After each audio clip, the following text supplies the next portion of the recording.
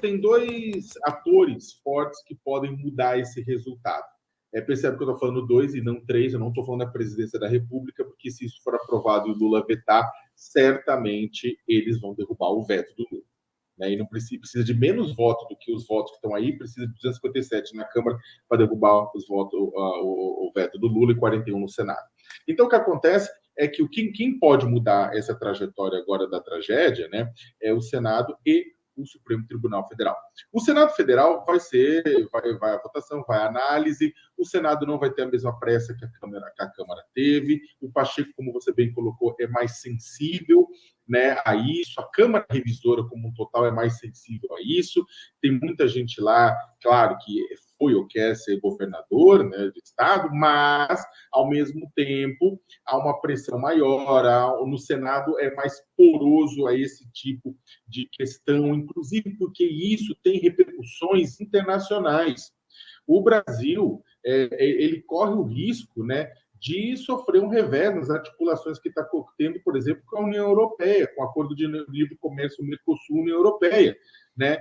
Corre o risco de ser punido internacionalmente, inclusive por fundos de investimento soberano de países da Escandinávia, que tem horror a ver indígenas sendo massacrados no Brasil. E vamos lembrar que as maiores taxas de preservação ambiental estão em terras indígenas, porque eles cuidam melhor das terras indígenas e controlam sua própria casa do que acontece em parques nacionais ou em reservas biológicas. Então, o que acontece? O Senado é mais poroso por essa pressão econômica, poroso a pressão empresarial, porque tem muita coisa lá dentro que é o choque da doideira. Então, o Pacheco pode segurar, vai ser um trâmite mais lento, tudo isso mais. Contudo, é claro, a Câmara e o Senado estão em guerra por conta do trâmite das MPs, por conta de uma série de razões, na prática, por disputa de poder, né? O Lira e o Pacheco estão em pé de guerra. Então, é claro que se o Pacheco segurar também, o Lira vai fazer pressão, vai também fazer o seguinte, então não está soltando o que a gente quer, porque uma coisa que vocês aprovaram e querem, a gente vai segurar também ou a gente vai mudar. Então, já aconteceu antes coisas assim. Por exemplo, a Câmara dos Deputados aprovou durante a gestão Bolsonaro uma mini reforma trabalhista terrível. E o que o Pacheco deixou fazer? Deixou caducar.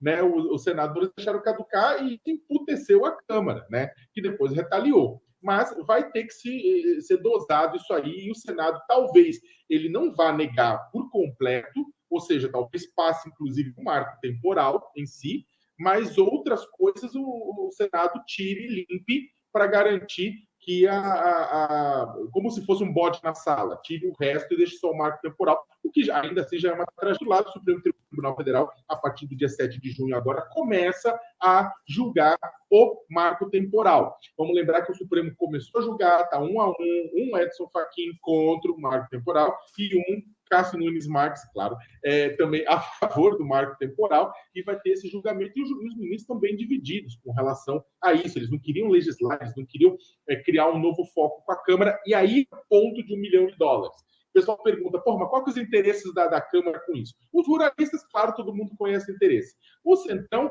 pressionar o governo. Os bolsonaristas, não é nem a questão dos indígenas. Eles querem, na verdade, pressionar a Câmara com os outros dois poderes, tanto com o Executivo quanto com o Judiciário.